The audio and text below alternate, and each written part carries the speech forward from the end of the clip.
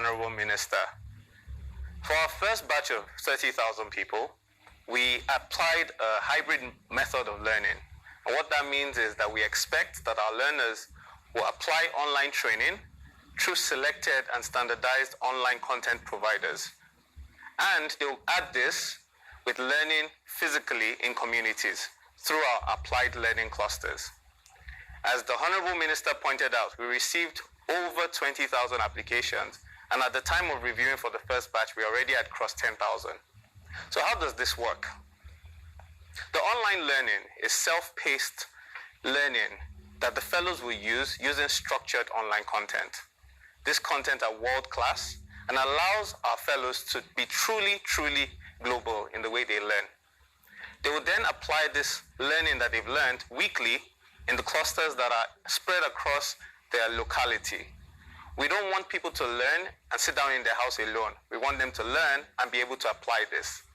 We believe that the training providers that will be supporting the founders, the fellows, will be applying the content that they've learned online and helping them practice this in the real world to create a truly exponential and experiential learning experience.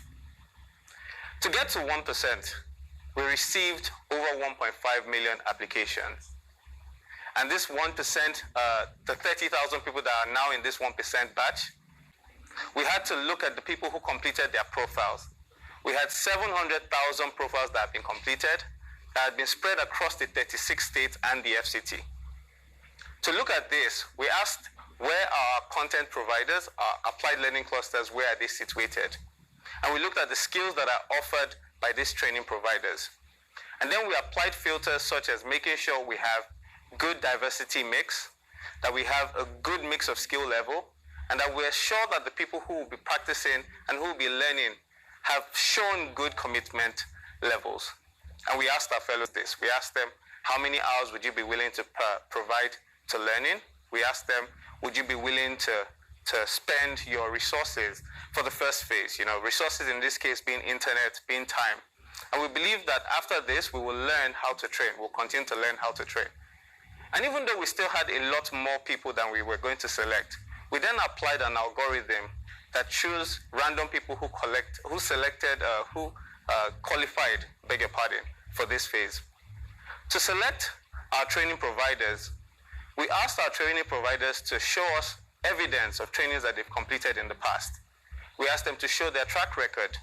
Out of the 10,000 people that applied, over 1,000 people were able to show that they had carried out trainings like this in the past, because we truly believe that to build a tech nation, we need training providers that have the experience and have the right commitment levels. 700 people fill out this application, and through that, we're able to select our first 120 training providers. It is worthy to note that training providers who are part of this 1% have joined our fold. But for those who are not part of this 1%, there is so much more as we go down the line. As we go to the 10%, as we go to the 100%, they can expect to be part of this truly transformational program. During the course of the 3 months program, we expect fellows to go through over 72 hours of blended learning. We expect them to carry out this program over 3 months. And at the heart of it, we expect them to be training with a job mindset. And so to do this, we will be supporting them in job placement, and we'll be introducing perks and benefits along the way. In a few minutes, I'll be inviting my colleague Francis to talk about what happens to the people who have not been selected for this 1%. But I would like to reiterate once more that training providers who have not been selected for this 1% will be invited to the 10% and the 100% phases. Thank you very much. Francis, over to you.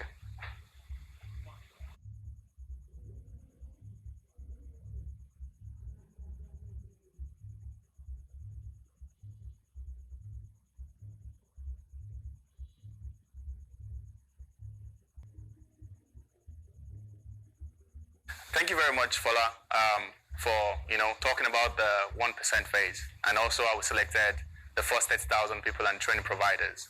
We're very excited about what we're calling the 3MCC learning community. We have seen incredible turnouts, like the Honorable Minister said. Over 1.5 million people have indicated an interest. And even though we can only take 1%, which is 30,000, for this first batch, we have created something called the 3MTT Learning Community in partnership with IHS Towers. The 3MTT Learning Community is going to be accessible to everyone across all 774 local governments in Nigeria. So it means that the fact that you don't get into this first batch doesn't mean that we're leaving you alone. We're actually going to be there with you to support your learning journey every step of the way. Now, what would the learning community entail? In the learning community, you would all be grouped into clusters based on your local government and based on your state and what you would like to study. So it means that wherever you are across the country, if you like to study data science, you like to study artificial intelligence, we're going to give you access to structured online content for technical skills. So it means the very best world-class content that you need to be able to go on a self-paced learning for you to achieve and build the capacity that you need, will give you access to it. Now, in addition to this access, you're also going to get community managers across each state. So these community managers are going to be there to support the learners across all local governments across your learning journey. So it means that if you're learning data science and you're doing it over a 3-month period, if you need support in week 1 with something you're trying to get a sense of, your community manager is there to be able to support you across the journey. In addition to your community manager, we're also going to have mentors and facilitators across all states who would also support your learning journey as you go through your self-paced learning. In addition to that, we've learned and we've seen from the incredible talent that is present in the Nigerian and the African technology ecosystem that peer-to-peer learning communities are extremely important. So we expect that when you come into these communities with people who also want to learn the same things as you, together you can all collaborate and work together to be able to build the capacity that you need. Virtual is not alone and is not enough. That is why we're ensuring that through the community managers and through the clusters, we're also going to have physical elements. So if you're learning data science, you're learning cybersecurity, you're learning cloud computing, every single month, in fact, probably multiple times a month, you would have access to physical events and physical meetups where you can meet other learners and you can exchange ideas as you go along your learning journey. It is important to note that we think that the learning community is an incredible opportunity for people to be able to go on a self-paced learning. If you have seen the 3MTT program and you have gotten interest in the program and in something you want to learn, the fact that you don't get into the training doesn't mean you don't get access to all of the resources that you need. Through the 3MTT learning community, you still get access to all of the resources that you will need to achieve the goals that you want to achieve. So please, we're going to send more information about the learning community.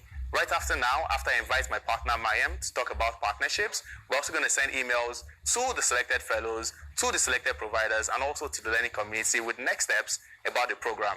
Thank you very much. I'll now invite Mayam to talk about partnerships. Over to you, Mayam.